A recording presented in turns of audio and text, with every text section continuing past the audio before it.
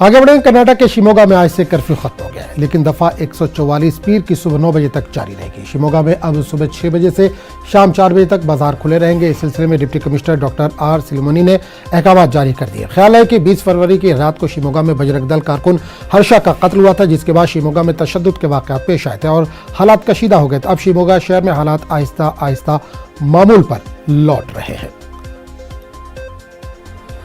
और इस पूरे मामले पर बात करने के लिए हम रुख करेंगे बेंगलुरु के, जहां समाचार नुमाइंदा रऊफ इस वक्त जुड़े हैं।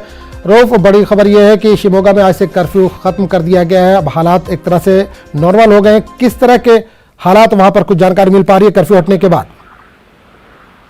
जी देखिए, हालात अब मामूल पर आते हुए दिखाई दे रहे हैं, लेकिन यहाँ पर कशीदगी जरूर है।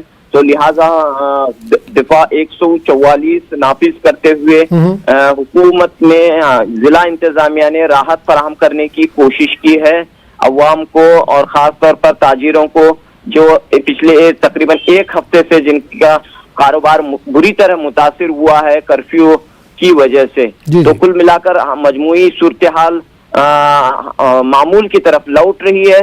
अब यहाँ पर जो है कई सवालात भी इस पूरे मामले को लेकर उभर रहे हैं। आजम, तो क्या स्कूल कॉलेज वगैरह खुल रहे हैं रऊफ?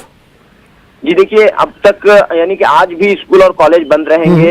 हो सकता है कि पीर से जिला इंतजामिया कुछ फैसला ले, क्योंकि एक दफा 144 जो है पीर सुबह 9 बजे तक यहाँ पर जारी रहेगी और तमाम तर इंतजामात यानी कि हिफाजती इंतजामात अभी सख्त बरकरार है, सख्ती बरकरार है, चौकसी बरकरार है शिमोगा में।